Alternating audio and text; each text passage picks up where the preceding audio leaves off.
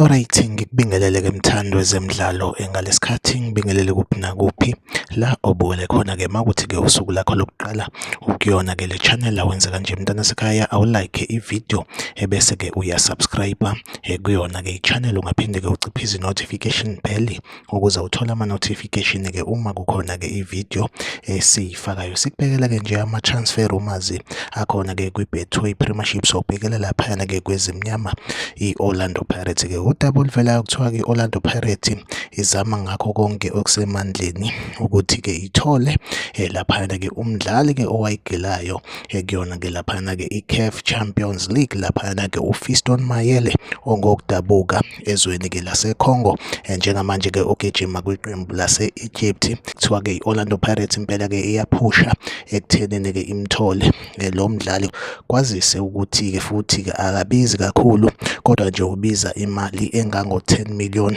nje kuphela. I-Orlando Pirates-ke impela kuthiwa-ke ama-scout ayo abhizi-ke akhuluma-ke nayo laphana-ke iqembu lakhona-ke e-Egypt, laphana-ke i-Pyramid. Impela-ke sifisela inhlanhla i-Orlando Pirates ukuthi-ke iy'ngxoxo zabo zikwazi ukuthi-ke zibe yimpumelelo. Iyona update engiyiphethe-ke njengamanje. Like ivideo, usubscribe kuyona-ke i-channel. Mina nawe asihlangabezana kwivideo elandelayo, nisale kahle.